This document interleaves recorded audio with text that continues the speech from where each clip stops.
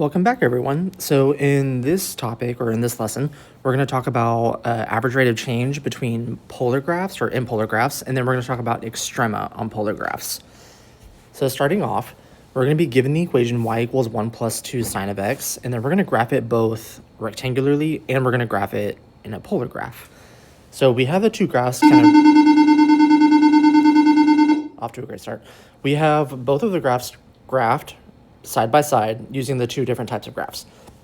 So what we're going to look at are we're going to look at different intervals on these graphs and determine whether the values are positive or negative, determine if it's increasing or decreasing, and then we're also going to use that information to determine what's happening between the actual graph itself and the pole. We want to see if the distance between the graph and the pole is going to be increasing or decreasing. So starting off, the first interval we want to look at is going to be from 0 to pi over 2. So from 0 to pi over 2, we're going to be looking from here to here. So I can see that my graph, it's above the x-axis, which means we're going to be positive, and then my values are going to be getting bigger in terms of y, which means we're going to be increasing. So in this case, they're going to be positive, and they're increasing. And then if I look at the polar graph, this would be equivalent of writing this interval right here on my polar graph. So if I were to find the distance from the pole to the graph at points on this graph, the distance is actually going to be getting bigger, which means the distance between f of theta and the pole will be increasing. So now we're going to do the same idea, but with a different interval. So now we're going to look at pi over 2 to 7 pi over 6. So that's going to be from here to here. So my values, once again, they're above the x-axis, which means they're going to be positive. My y values are getting smaller, which means we are going to be decreasing. So we're positive, yet we are decreasing, which this part of the rectangular graph is going to correspond to this entire portion here. So let me actually use, no, we'll be fine. So in this case, the distance between the graph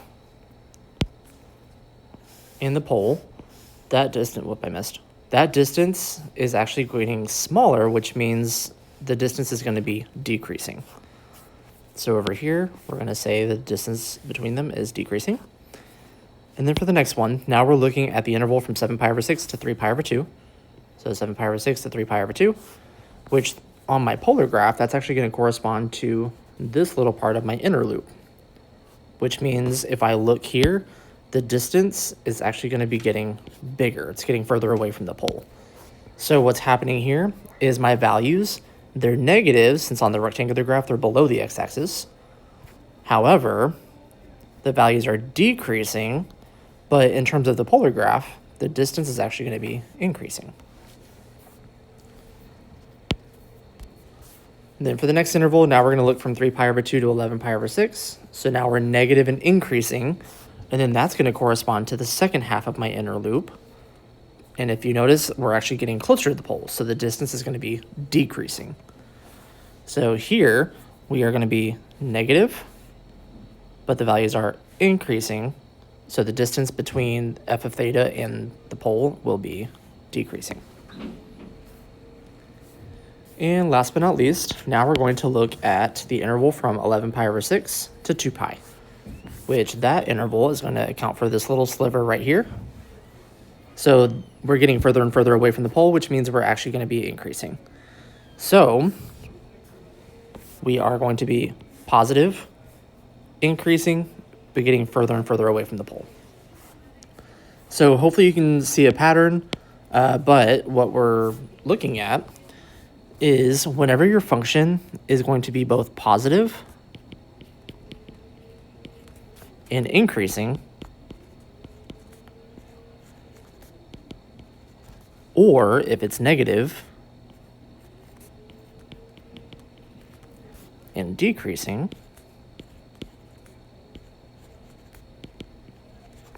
then the distance is actually going to be getting bigger. So the distance between f of theta and the pole is increasing.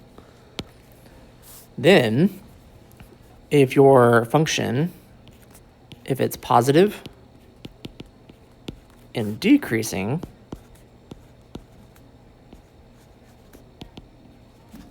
versus whether it's negative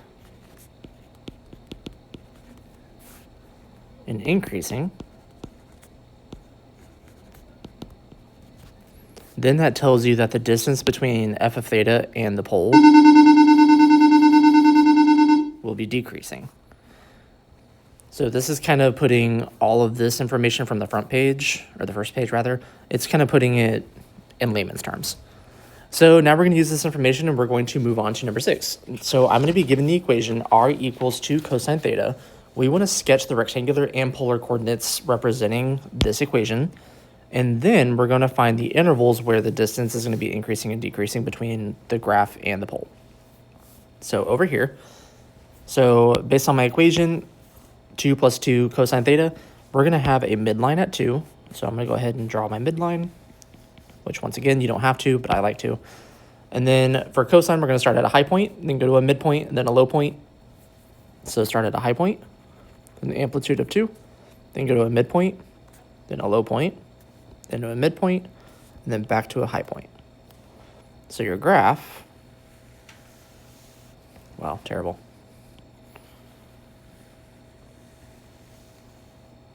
Better. We'll take it. Excuse me. So now that we have our rectangular graph, now I'm going to translate these points rectangularly to a polar graph. So remember, this point right here is 0, 4. And then this point over here would be pi over 2, 2. So I'm going to write all these points rectangularly. Pi, 0, 3 pi over 2, 2. And then we also have 2 pi, 4. Now, when I translate these to a polar coordinate, remember the x and the y are going to flip in order to become r, theta. So really, this is actually going to be 4 in the direction of 0 degrees. This would be 2 in the direction of pi over 2 degrees in terms of polar. So I'm going to start with 4 in the direction of 0, and then 2 in the direction of pi over 2. And then we're going to have 0 in the direction of pi, which means we're going to be at the pole. And then 2 in the direction of 3 pi over 2. And 4 in the direction of 2 pi, which puts us right back where we start. So I know this right here is going to be our starting point. I don't know why I put starting. There we go. And then in order to draw your graph, it's going to follow this little pattern where it's going to be kind of a heart shape. It's going to be way more curved than that, but I'm going to do my circle, extend, use my partial eraser.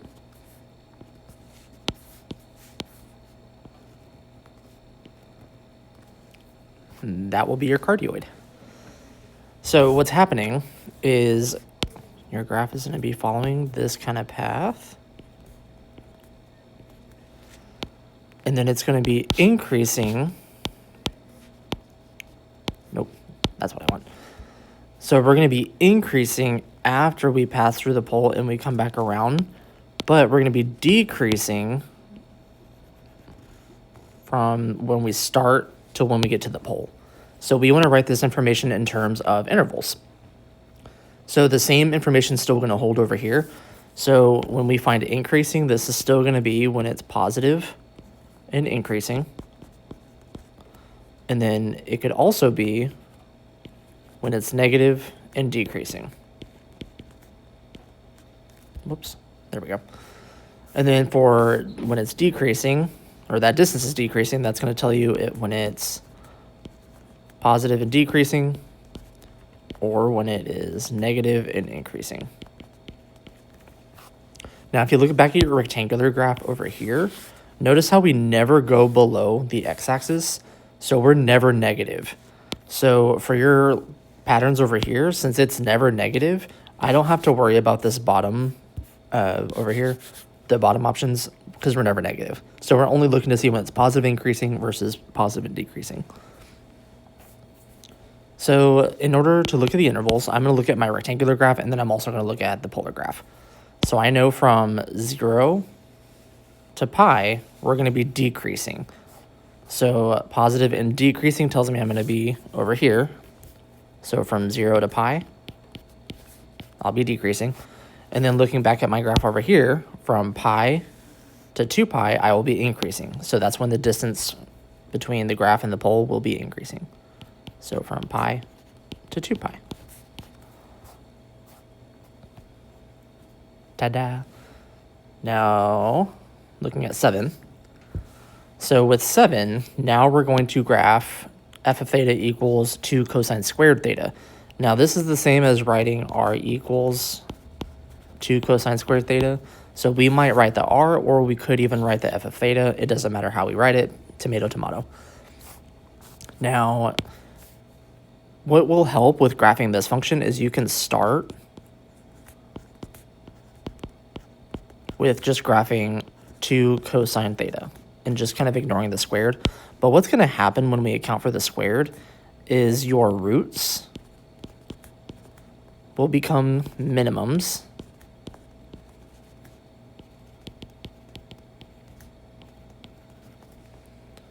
And then any of your minimums are going to become maximums.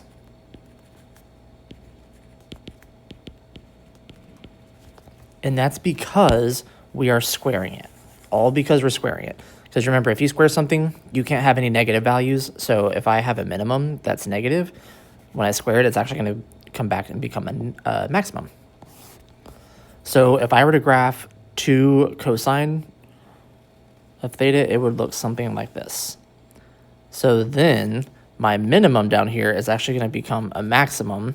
And then my roots right here and right here are actually going to become minimums.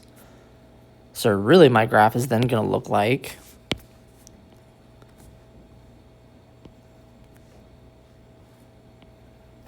the maximum points here. The middle points are still going to stay middle points. Nope, not there. Yep, middle point at pi over 2 and the middle point at 3 pi over 2. Typically, we would have a low point at pi, but now it's going to become a maximum. So instead of going high, mid, low, mid, high, we're actually going to do high, mid, high, mid, high. So we're going to completely ignore the low point. So your graph is going to look something like that. So now I want to graph this information on my polar graph. So this first point would be 2 in the direction of 0. And then we're going to have 0 in the direction of pi over 2, which is going to be the pole. And then we're going to go 2 in the direction of pi. And then when you graph the rest of it, it's actually just going to go back and forth between these points. So the order in which you would graph, it's actually going to start here. We're going to go to the pole. Then we're going to go over to pi. And then we're going to come back around and then loop back to the beginning. So it's going to be your figure 8. So this is your lemniscate. Whoops. But when I draw it, I just do a figure 8, which isn't necessarily the order it should go in.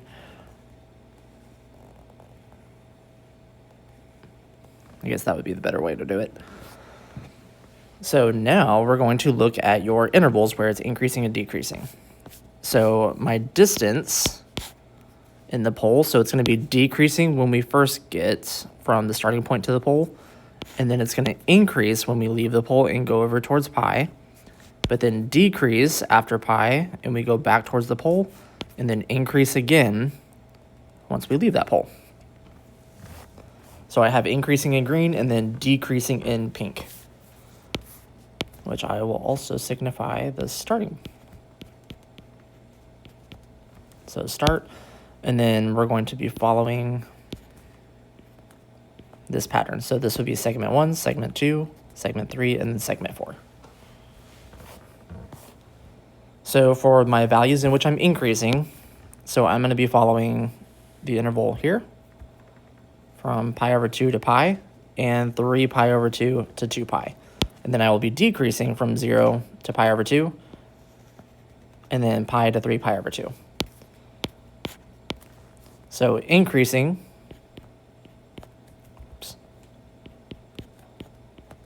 pi over 2 to pi, but also 3 pi over 2 to 2 pi. And then I will be decreasing from 0 to pi over 2 and pi to 3 pi over 2. And that I will put over here. Ta-da! Now, moving on. Now we're going to look at what we call the extrema in polar graphs. So when we are referencing the extreme values, or extrema, however you want to say it, so the function is going to change from increasing to decreasing or decreasing to increasing. So just whenever it changes directions. So whenever it changes directions, that's when we're going to have what we call relative extrema.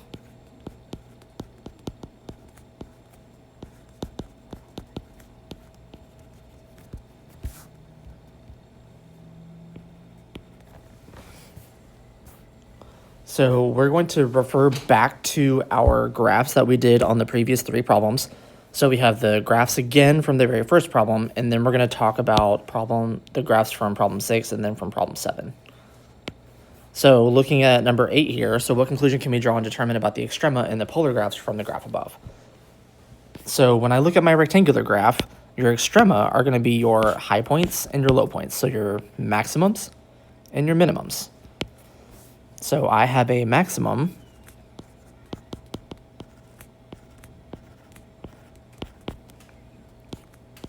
at pi over 2, comma 3, and then I'm going to have a minimum at 3 pi over 2, comma negative 1.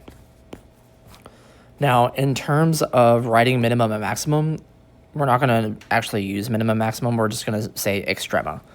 So the way that we're going to write this out is we're going to say extrema at specific theta values. So I'm going to say at theta equals pi over 2 and 3 pi over 2. So if we just want to know when it happens, then you can just write the theta values. So that's when we're going to have the extrema. However, if I specifically want to know what those extrema values are, then you're going to need to write them in terms of r comma theta. So if I write it in terms of r comma theta, then that means we need to write it in terms of the coordinates, but in terms of polar coordinates. So that means I would want 3 in the direction of pi over 2 and negative 1 in the direction of 3 pi over 2. So you just got to pay attention to the context of the problem to see how we want it written. Do we want just the theta values, or do we want the actual coordinates? So just pay close attention to that. Now for number 9, so with this one, I'm going to refer to the graph over here. So what you can do, if it helps, I'm actually going to copy and paste this graph. That way I don't have to scroll back and forth. Paste image, then shrink it. So what's going to happen here is I'm going to go ahead and just write them out as the extrema. So I'm just going to look for the, the theta values. So I'm going to do the same thing as before. So we're going to have extrema at 0, pi over 2, pi, 3 pi over 2, and 2 pi. So 0, pi over 2, pi, 3 pi over 2, and 2 pi. So if I want them in terms of r comma theta,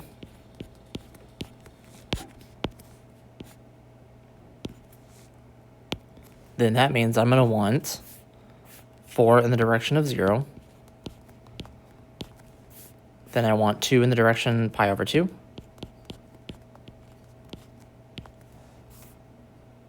Then I'm going to want 0 in the direction of pi. Then I want 2 in the direction 3 pi over 2. And then I also want 4 in the direction of 2 pi. Now, one thing that I will say is 4 in the direction of 0 and 4 in the direction of 2 pi are technically going to be the same point. So I would be totally fine if you left off the 4 comma 2 pi and just wrote the 4 comma 0. Or you could even write it out exactly like this, cross it out, and then just draw an arrow to the 4, 0. I'd be totally fine with that. Now with number 10, I'm going to do the same thing. I'm going to go grab this graph.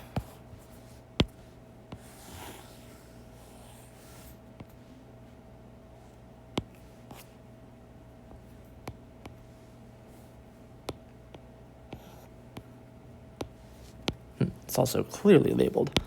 So same idea, I'm going to do my Extrema. Oh, duh. Sorry, y'all. These are not Extrema. So I don't need these points. I was wondering what was going on. I was like, why does this look weird? So sorry, y'all. Good thing I caught that. All right, now looking back at number 10, I knew something was looking a little weird. I was thinking of number 10 of doing this graph up here. That's why I was wondering what was going on. So over here, now we're going to look at the extreme values, the extrema. So that's going to happen at the 0, pi over 2, pi, 3 pi over 2, and 2 pi. That's what I was thinking of.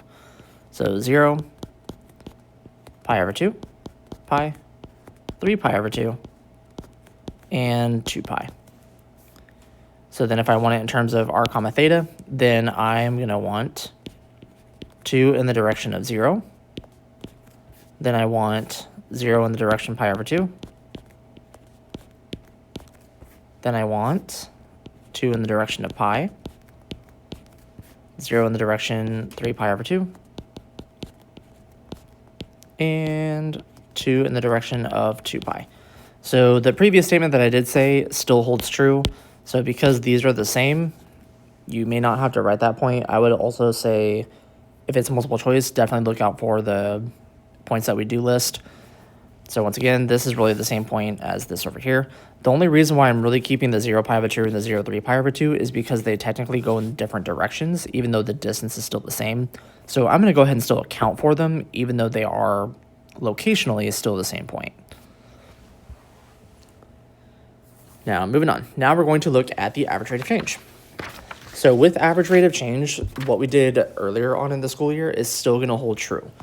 So your average rate of change is still f of x2 minus f of x1 over x2 minus x1.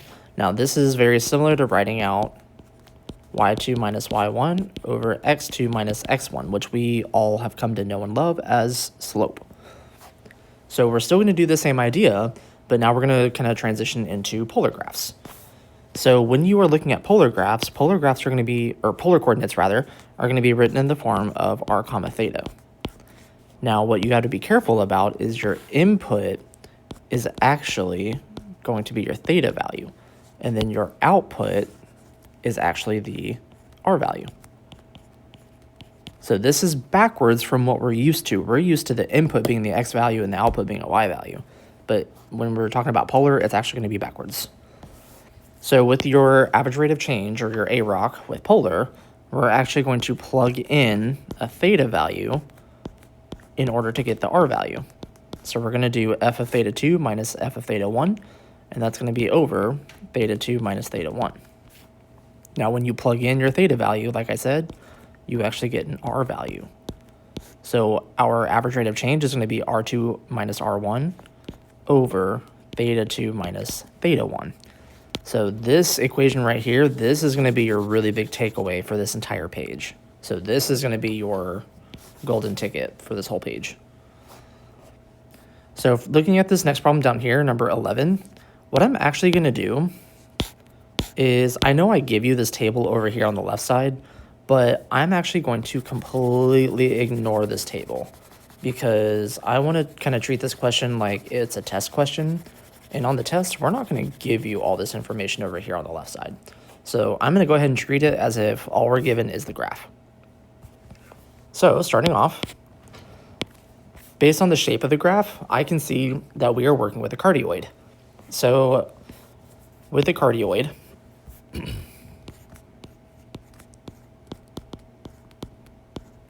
I know the ratio for A and B in a cardioid is going to be equal. And then I can also see that my cardioid, it's going to open upward. So if I see this high point over here, that went up away from the pole, which means because it opens up, what this tells me is that we're going to be working with a positive sine graph. And then because it opens up, that means I need to pay close attention to my x-intercepts, which means I'm looking at 4 in the direction of 0, and then I'm also looking at 4 in the direction of pi. So that tells me that my a and my b value are going to be 4. So x-intercepts are at plus and minus 4, which tell me that my a value, which is equal to my b value, is going to equal 4 in this case. So I know from this information here that my equation of this polar graph is going to be 4 plus 4 sine of theta. This is going to be my equation that we're working with. And then I want to find the average rate of change between these two indicated points. So I can see that we're going in the direction of pi over 6, and then we're also going in the direction of pi over 3. So I need to still find my r value going in the direction of pi over 6, and then I need to find my r value going in the direction of pi over 3. So what I'm going to do, if I look at my r value over here for pi over 6, it's on a pretty clear, cut, concise point that follows and intersects here. So I can count from the pole. I know that would be 1, 2, 3, 4, 5, 6. So I'm going to replace that r with a 6. And then if I look over here at the other r value, I can see, well, that's in between 7 and 8. So I can't assume that this is like 7.5 or anything like that. So I'm going to have to actually solve for it.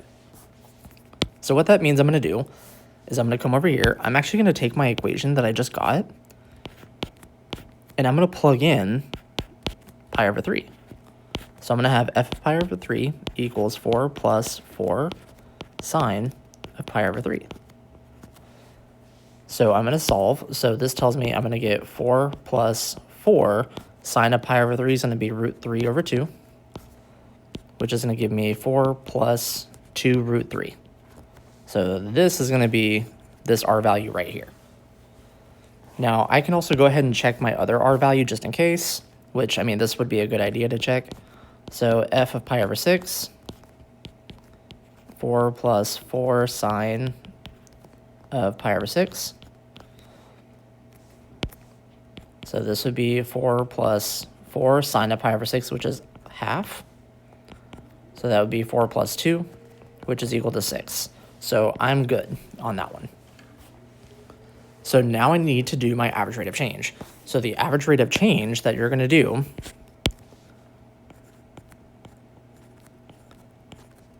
is we're going to do your R2 minus R1 over theta 2 minus theta 1. Now, a common question I get asked all the time is, how do I know which one is like R1 or R2 or theta 1, theta 2? Like, does the order matter? Well, my answer to that is you're looking for the angle that is bigger. The bigger angle is going to be what you are going to plug in first. So that would be my R2. So whatever's the bigger angle is, that's your R2. So over here, what I'm going to do is when I plug in, my R2 is actually going to be the 4 plus 2 root 3. And then I want to subtract R1, which in this case is going to be 6. And then I'm going to subtract pi over 3 and do pi over 3 minus pi over 6. So we want to simplify this hot mess, and that's going to be our average rate of change between those 2 points in that given interval. So then this will turn into negative 2 plus, nope, I can't do math. Negative 2 plus 2, I still can't do math, 2 root 3, and then pi over 3 minus pi over 6 is just going to be pi over 6. And then I need to get rid of this fraction within a fraction. So this is going to be the exact same as doing 6 over pi times negative 2 plus 2 root 3. And then this is going to turn into 6 parentheses negative 2 plus 2 root 3. And then that's going to be all over pi. And then you can distribute. So this would be a negative 12 plus 12 root 3 over pi. So this is one way that we could write it. Technically over here, this is another way we could write it. Or if whoever's writing the question, if it's multiple choice, if we don't like the negative being in the front, we could also technically write it as 12 root 3 minus 12 over pi. So this is another option. Or if we really wanted to be extra, we could also take that 12 out. And then we could rewrite it as 12 parentheses root 3 minus 1 over pi. So there's a bunch of different ways that we could write it. Any of these four would be accepted technically. Personally, I would say this third one would be your best one. But any of these other three would also be potential answers. So just keep an eye out for different ways that we could write exact form. And of course, if they do ask for approximate form, then you would just plug it in the calculator and then you can round. So with number 12, so now the actual values from a polar function are given in the table below. So these are true, tested, and valid points. So you're going to use the average rate of change from 0 to pi over 4 to estimate what we think the value at pi over 8 is going to be. And then we're going to see if that estimate, if it was too high or it was too low. And then we also want to determine how far off it was. So to start off, let me grab my calculator real quick. Just thought about that. So with your average rate of change,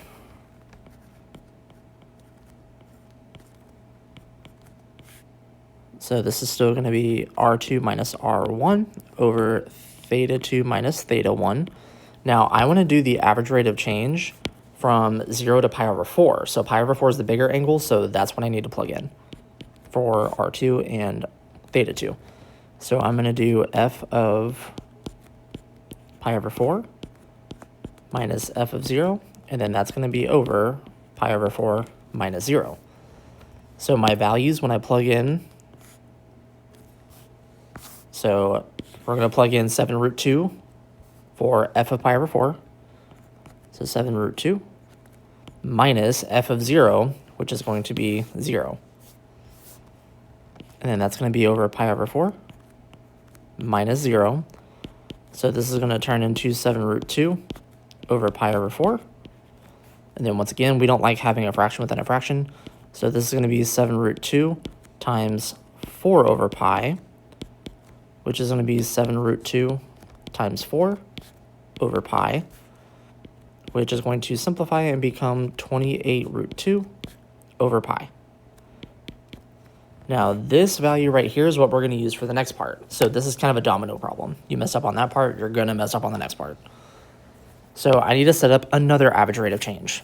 And we're going to use this value to predict. So I'm going to now predict the value at pi over 8. And then I'm going to compare it also with f of 0.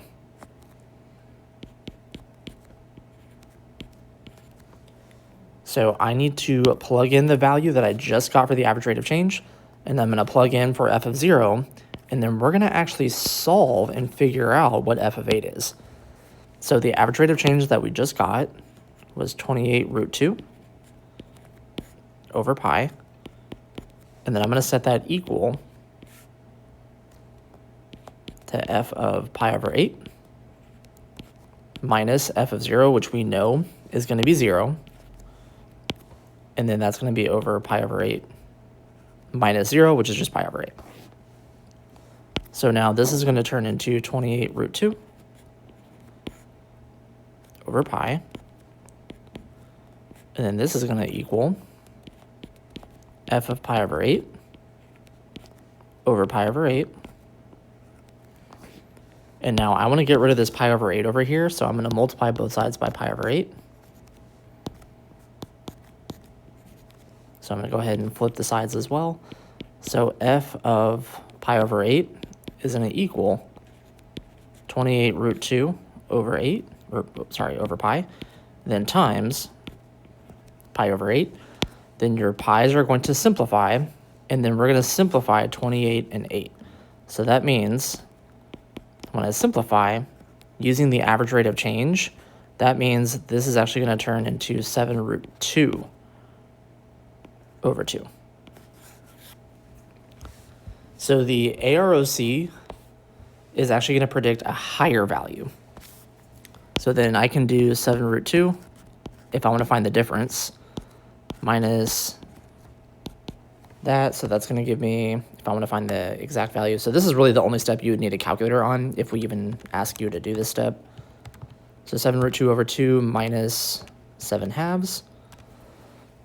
It's going to give you 1.4497. So you really could rewrite it as 1.45. So the AROC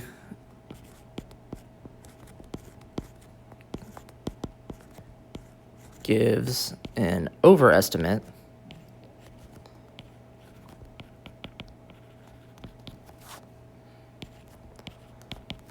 by about 1.45. So that's how you could word it if it was also asking for that part. So there's several parts to this question that we're going to want. We're going to want what's the average rate of change between the actual values that we ask for, what is the predicted value using the average rate of change, and then determining if it's an overestimate or underestimate, and then by potentially even by how much. So there's a bunch that we could ask on that, so we're going to be pretty creative with how we ask these questions. So, ta-da! Bye-bye.